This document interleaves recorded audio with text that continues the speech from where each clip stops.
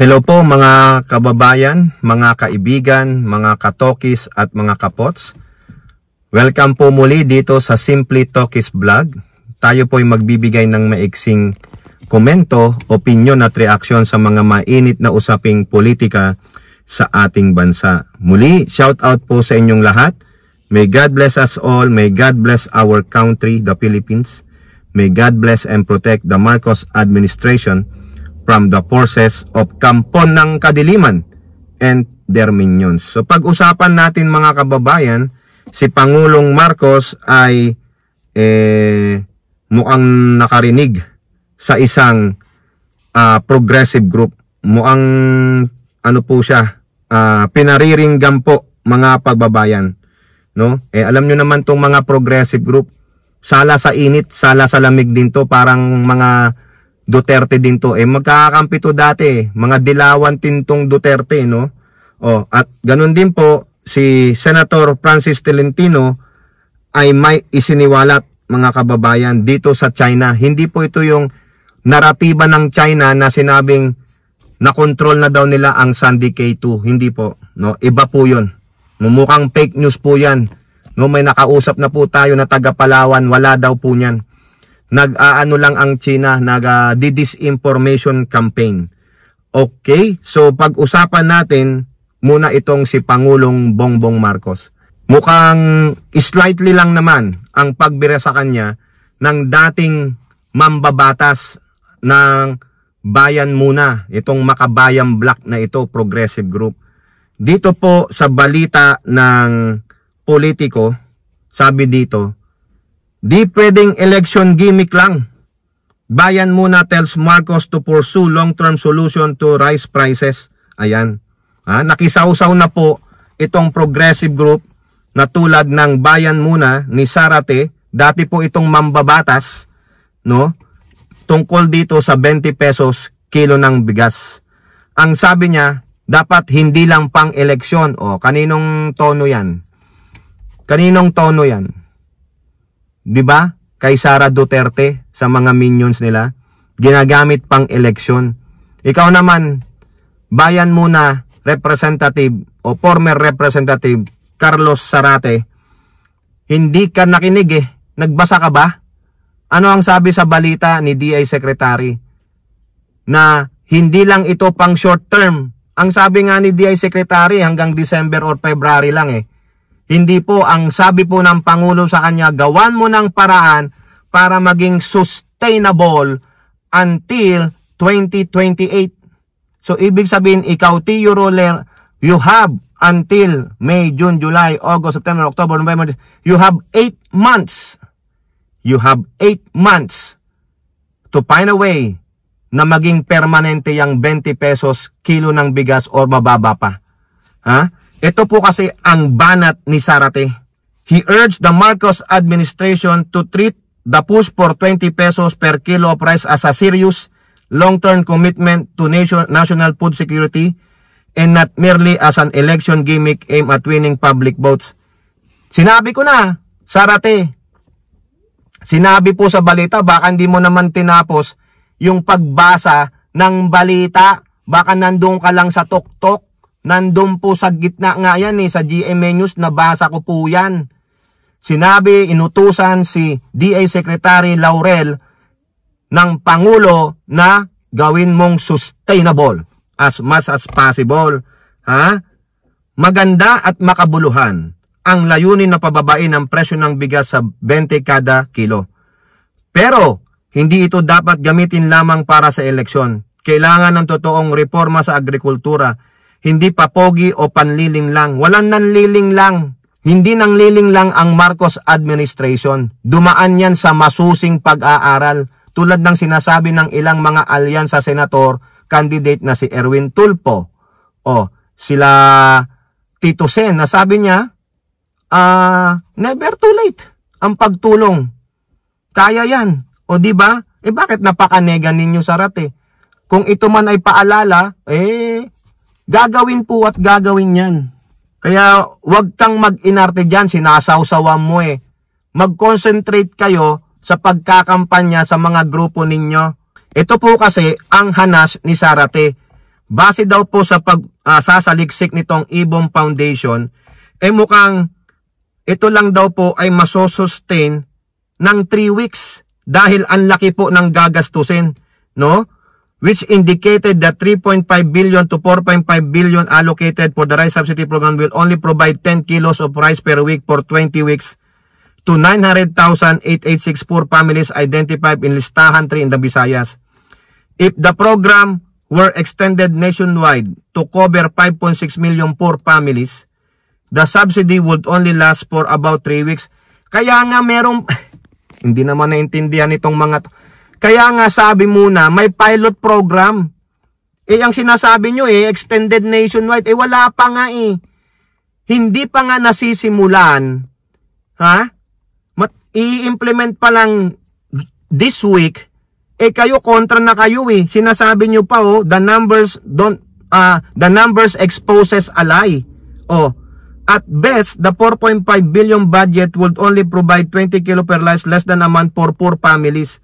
For the 20.1 million households without savings as reported, the subsidy will very last 6 days. Kaya nga may pag-aaral. Hindi mo kaagad i-roll out sa nationwide approach kung hindi tapos ang pag-aaral, Sarate. Ha? Sobra ka naman. Para makapogi points ka din. Para ka lang si Pusit. Tingnan natin kung anong kahihinatnan yan. I-try nyo muna bago kayo mag-conclude. Ikaw sinama mo na kaagad yung nationwide naman na. Kaya nga may pag-aaral, may pagsususing pag-aaral, i-implement natin, tapos tingnan natin kung sustainable. Ayun ang advice ng Pangulo Ngayon kung natapat ng election, so be it. Ano bang sabi ni Tito Soto? May election man nan wala, nagkataong may darating na election, so what? Ang mahalaga, may maitutugon sa hinahanap ninyong 20 pesos. No? Mga bitter talaga ang mga hinayupak. Ewan ko ba, mga kababayan, sa mga taong ito? No? Nakakaasar lang. Pare-pareho sila ng naratiba ng mga Duterte. Sa bagay, magkakapareho naman sila ng bituka. No? Yung likaw ng bituka nila, walang positibo, kundi puro negatibo. Okay, antayin nyo muna yung resulta ng study, pilot program nga Diba, Sarate? Pilot program nga. Kung hindi effective, so wala. Tapos na inanaratiba ninyo, ginawa lang para sa eleksyon. Ano sabi ni Tito Sen? May eleksyon o wala, at least may dumating na tulong. Diba? Okay, next. Punta naman tayo dito sa sinabi ni Senate Blue Ribbon Committee Chairman, Senator Francis Tolentino. Naalala nyo yung kanyang Senate hearing about yung maritime zone, yung Admiralty, no? Natagpuan nila na nakikialam, nag-i-interfere ang China sa ating election at deeply embedded sila sa ating bureaucracy, sa mga ahensya ng pamahalaan. Ito ang isa pa, mga kababayan. Sa politiko rin, Tolentino, China wants to infiltrate Senate to repeal Philippine Maritime Zone Law. Yon! Ay, nako! Meron bang mga China candidates ng mga senador? Yung binubuhusan ng pera ng China? Ayan. Para daw po, pag naging senador, they will,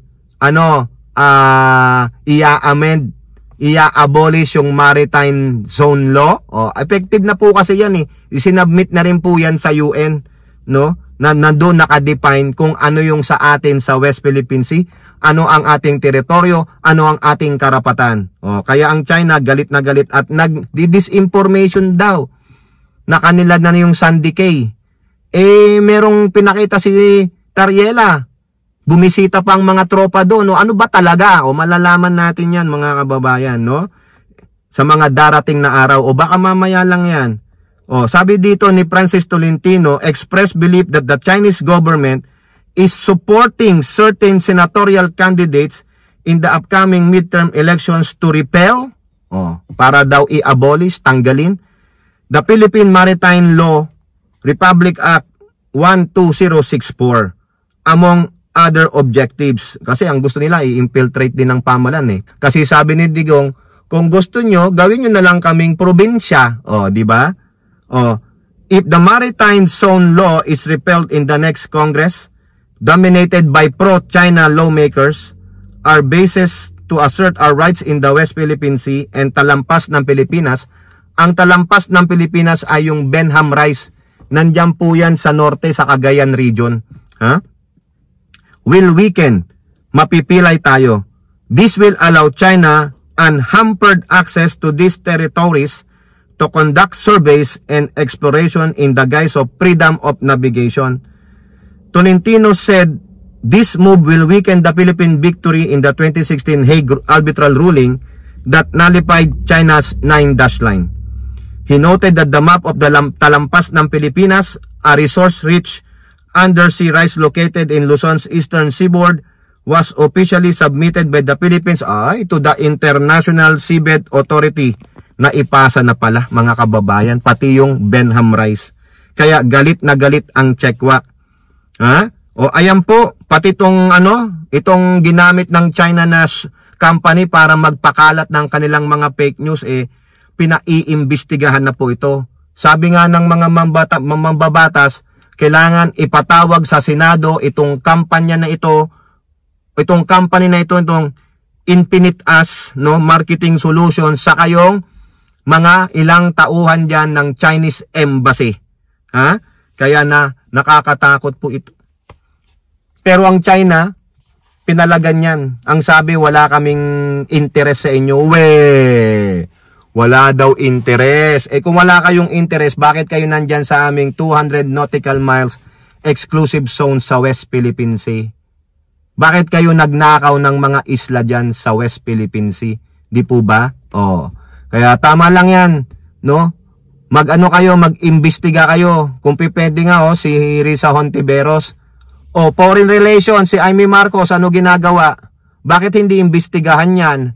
Yang mga spies na yan, deeply embedded pa sila sa ating gobyerno. Di ba Foreign Relations Committee ka? Ha? Ano ginagawa mo? Amy Manotok. Pero pag tungkol na yan kay BBM, sa mga gabinete, kaagad-agad. Pag tungkol sa Duterte, agrabyado, kaagad-agad, di ba? Pero itong pinapaano ni Tolentino, ine-expose niya, wala man lang mga pro-Duterte na kandidato ang gustong sumama dyan. Nasaan na si Bongo? Akala ko ba pro-West Philippine Sea ka? Ikaw Robin Padilla, ikaw Bato. Akala ko ba mga pro-West Philippine Sea kayo? Ba't di kayo magsalita doon? Baka miyembro pa kayo ng committee, ng Blue Ribbon Committee ni di ba? Ni Tolentino. Naman ng siopa, mga kababayan. Halatang halata po itong mga gunggong na ito. Natama siya, no? May mga senatorial candidate na pinopondohan ng China. Care to share?